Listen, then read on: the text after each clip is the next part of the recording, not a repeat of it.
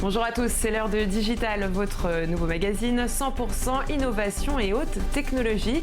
Dans cette édition, on parlera des conséquences de la panne de Twitter. On vous propose un dossier consacré à la protection de vos données sur Internet, ainsi qu'une sélection des applications qui vous permettront de voyager plus tranquillement. Allez, on démarre sans plus attendre avec, et oui, vous commencez à le savoir, les réseaux sociaux.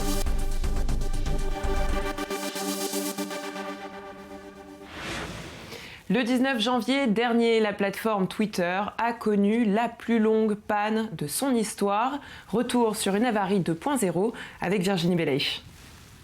Il est un peu plus de 9h30 le 19 janvier dernier quand la page d'accueil du réseau social de microblogging Twitter laisse apparaître un petit robot ainsi qu'un message. Une erreur technique est intervenue. Pour les 300 millions d'utilisateurs, plus de retweets, plus de hashtags, silence radio pendant plusieurs heures. Au bout d'une heure et demie, le service est lentement revenu à la normale, d'abord sur l'application mobile et ensuite sur le site. Un bug historique qui fait la une des journaux le lendemain sans pour autant livrer tous ses secrets. Alors pour tout savoir et tout comprendre sur ce bug, on retrouve Pierre Coll, directeur marketing d'Antidote.net. Alors que certains parlaient d'erreurs techniques, de saturation du réseau ou même de piratage, Twitter a simplement évoqué une erreur interne du serveur. Êtes-vous convaincu ? Oui, j'ai trouvé ça tout à fait intéressant comme explication. D'abord parce que c'était la première fois que Twitter communiquait vraiment sur la cause d'un incident technique. Et ensuite parce que c'est quelque chose qui est tout à fait plausible. Les mises à jour de logiciels sur cette plateforme peuvent entraîner des difficultés techniques et il arrive que la seule façon de les résoudre soit de revenir en arrière. Comment expliquez-vous ces pannes à répétition ? Non, c'est pas la première fois que ça arrive à Twitter, qui a eu une dizaine de pannes sur les 10 derniers mois. Ça arrive également à Facebook, qui a eu 3 pannes à peu près consécutives au mois de septembre 2015. Il faut voir que ce sont des infrastructures techniques extrêmement complexes, avec des milliers ou des dizaines de milliers de serveurs qui gèrent des volumes de trafic colossaux. Et la moindre modification sur une de ces plateformes, il peut avoir des effets difficiles à prévoir. Et techniquement, que s'est-il passé ? Ce qu'a indiqué Twitter, c'est qu'ils ont mis à jour un des modules logiciels qui composent leur plateforme et que ça a perturbé très fortement les connexions. Ça a duré environ 2 heures en matinée pour les utilisateurs européens. Ça s'est prolongé dans d'autres régions d'Europe. Et au final, il y a eu 6 heures de perturbation. Et la seule façon qu'ont eu les techniciens de Twitter de remédier au problème a été de rétablir la version antérieure du logiciel. Et on peut imaginer que maintenant, ils vont analyser ce qui s'est produit, trouver quel était le bug dans le logiciel qu'ils ont installé pour en installer une nouvelle version corrigée quand ils en seront capables. Alors on le sait, les recettes publicitaires sont moins stratégiques sur Twitter que sur Facebook. Est-ce qu'aujourd'hui, c'est possible de chiffrer le manque à gagner de cette dernière panne ? Oui, dans la mesure où si vous comptez que 6 heures d'interruption de service, ça représente à peu près 0,1% de la durée de l'année, et que le chiffre d'affaires correspondant à l'affichage des postes publicitaires n'est pas forcément récupérable ultérieurement, il y a un impact qui peut être à peu près 0,1% du chiffre d'affaires de Twitter. Un bug technique qui répond aussi à un bug économique pour Twitter ? Ce qui est clair, c'est qu'effectivement, Twitter a du mal à trouver un business model pérenne, a dû licencier une partie de ses effectifs à l'automne. Hier a été annoncé un mouvement au sein de l'équipe de direction. La situation de Twitter est compliquée. Pour autant, ils ont les moyens financiers de faire tourner une plateforme technique avec un bon niveau de qualité de service. La difficulté est vraiment liée à la complexité de ces plateformes. Merci Pierre Coll. On poursuit tout de suite avec notre dossier de la semaine.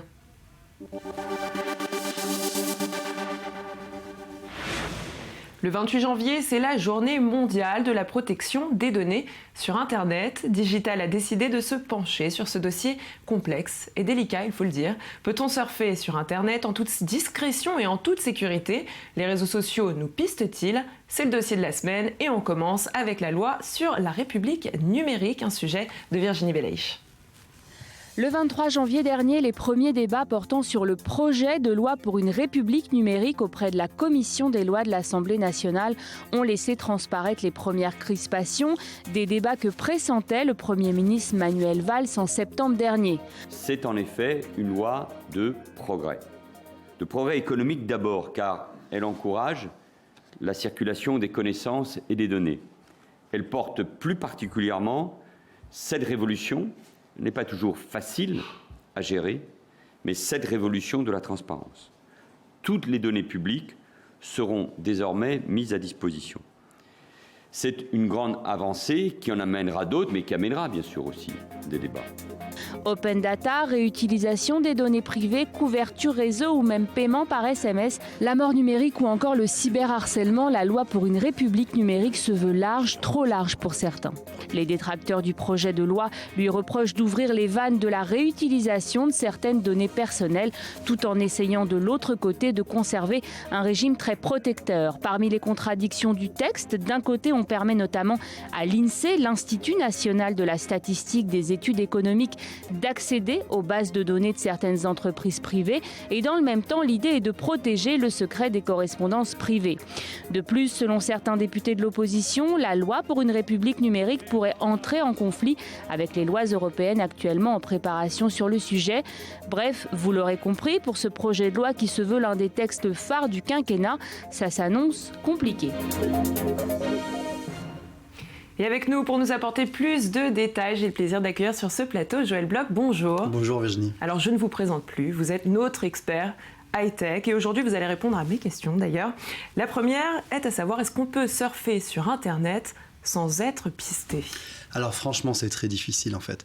Aujourd'hui, quand vous surfez sur Internet, vous donnez l'information concernant votre adresse IP, c'est-à-dire qui vous localise où est-ce que vous êtes situé dans le monde, et également vous laissez des cookies, c'est-à-dire l'historique des sites que vous visitez.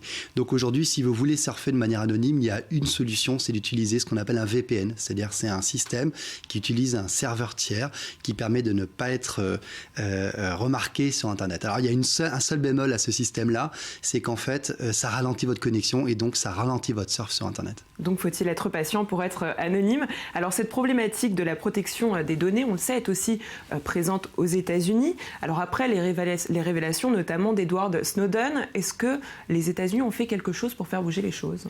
Alors oui et non. En fait, après les révélations, il y a eu une vraie pression populaire, notamment vis-à-vis de la NSA, pour que ces données ne soient pas conservées, ne soient pas espionnées. Mais il faut savoir qu'après les attentats de Paris, notamment en janvier et en novembre dernier, les États ont compris en fait que d'espionner les communications sur Internet est extrêmement important pour déjouer de futurs attentats.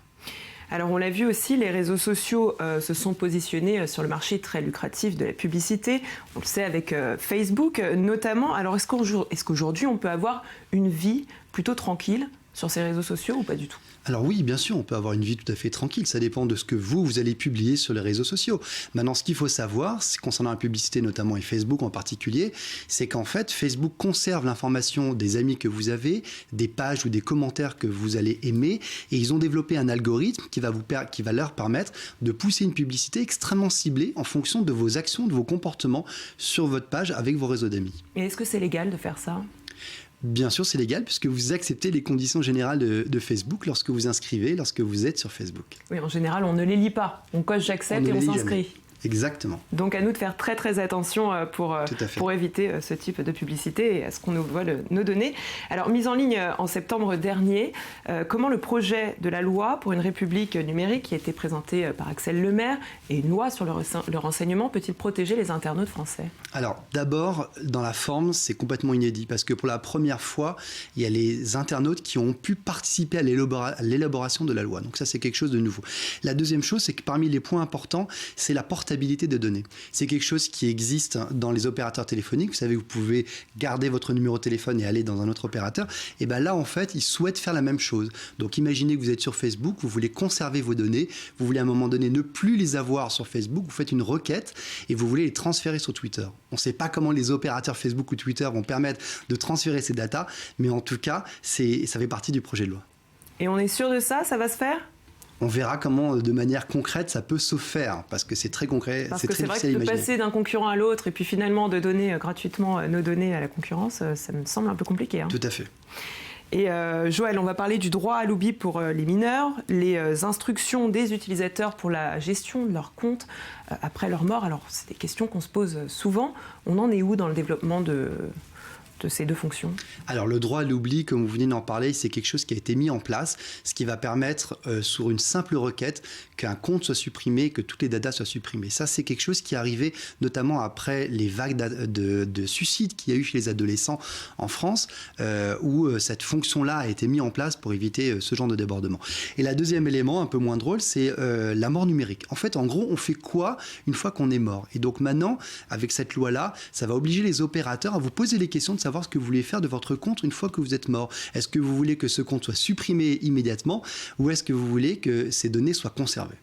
Donc c'est une sorte de testament 2.0. C'est un testament 2.0, donc imaginez que quand vous allez vous inscrire à un nouveau service, on va immédiatement vous poser les questions de savoir ce que vous faites si jamais vous décédez lendemain ou dans les futurs. Et on va prendre l'exemple de Facebook. Si quelqu'un meurt aujourd'hui, qu'est-ce qui se passe sur Facebook? Alors aujourd'hui, si quelqu'un meurt sur Facebook, vous pouvez soit accéder à son compte et l'utiliser, soit sinon il faut utiliser l'arsenal législatif de rentrer en contact avec Facebook via notamment le fait de déclarer sa mort et de demander à ce que son compte soit supprimé. Donc, mais c'est tout un processus et c'est plus difficile et la loi va dans la direction de faire en sorte que ça devienne de manière beaucoup plus simple et facile pour l'utilisateur. Et de manière générale, Joël, comment l'arsenal législatif français peut-il espérer faire plier les géants du web qui en général se trouvent à l'étranger? Alors c'est vrai, mais très sincèrement, il y a déjà une collaboration entre les Facebook, Google, Apple et compagnie et le gouvernement français ou les États en général. D'abord, cette collaboration, elle se fait au niveau de tout ce qui est prévention des attentats. C'est-à-dire que sous simple requête des services de renseignement français notamment, les opérateurs du web sont obligés de fournir les datas demandées par les services de renseignement. Maintenant, il y a un deuxième élément dans cette loi, c'est une obligation de surveillance. Donc en fait, ils veulent aller un peu plus loin, ils veulent faire en sorte que dorénavant, les opérateurs signalent eux-mêmes, en fonction de certains mots précis qui sont transmis par les services, qui signalent directement les comportements, les mots, les discussions qui peuvent avoir lieu sur les réseaux sociaux au service des États. Secret notamment. Merci Joël, on continue à rester avec nous parce qu'on continue tout de suite avec notre sélection d'objets connectés. En France, environ 16% des femmes ont déjà été victimes d'agressions sexuelles. Certaines se trouvaient sous l'emprise de GHB, plus communément connu sous le nom de la drogue du violeur. Cette drogue versée dans un verre est indétectable et sans saveur. Alors pour lutter contre ce phénomène, 4 étudiants de l'Université de Caroline du Nord ont imaginé un produit révolutionnaire. Il s'agit d'un vernis à ongles qui change de couleur au contact du GHB. Il suffit donc de tremper le doigt dans son verre pour savoir si la boisson est fiable ou pas, un concept qui a permis à ces étudiants de lancer la start-up Undercover. Mais ce n'est pas la première fois qu'une arme anti-harcèlement a été mise en place. Souvenez-vous de cette paille inventée par des Israéliens qui changeait, elle aussi, de couleur au contact du GHB. Mise au point par des chercheurs de l'université de Tel Aviv, c'est grâce à un capteur minuscule qu'elle permet de donner l'alerte. En cas de drogue, la boisson s'opacifie et un trait rouge apparaît. La méthode a été testée avec 100% de succès. Mais une fois avisé des intentions peu louables de votre interlocuteur, faut-il encore pouvoir prévenir la police? C'est ce à quoi ont pensé 2 jeunes indiennes. Leur dispositif est une sorte de capsule avec GPS qui peut être fixée à un pantalon. Alors en cas d'agression, c'est en quelques secondes à peine qu'il permet de prévenir le commissariat le plus proche. Ce dispositif est très peu coûteux, un critère essentiel dans un pays où un quart de la population, il faut le savoir, vit en dessous du seuil de pauvreté. On poursuit avec un tout autre sujet, notre sélection des applications de la semaine qui vous aideront à voyager l'esprit léger.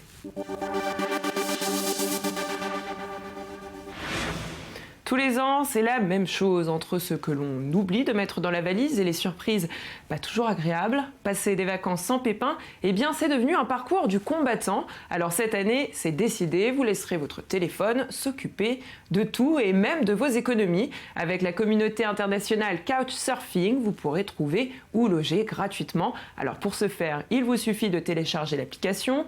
Vous serez ensuite mis en relation avec un local ou des locaux, de quoi vous faire des amis partout, oui, partout dans le monde. Et les bons comptes font les bons amis. À chaque problème, sa solution 100% technologie. Fini de faire les comptes entre amis sur une feuille volante, munissez-vous de votre téléphone, téléchargez encore une fois l'application TreeCount et laissez-la faire la liste de vos dépenses. Donc, pour résumer, vous partez entre amis, vous savez où loger, mais comme tout le monde, vous évitez de mauvaises surprises, vous avez désactivé Internet. Alors jusqu'ici, tout va bien, mais vous avez pensé à votre GPS de poche, qui a priori ne fonctionne qu'avec Internet ? Eh bien, nous, on pense à vous. Munissez-vous de Google Maps, qui vous permet de vous retrouver sans aucune connexion Internet. Ça y est, l'émission touche à sa fin. En attendant de se retrouver la semaine prochaine, retrouvez-nous sur notre site internet www.i24news.tv. Et d'ici là, n'oubliez pas, le high-tech, c'est pas si compliqué que ça.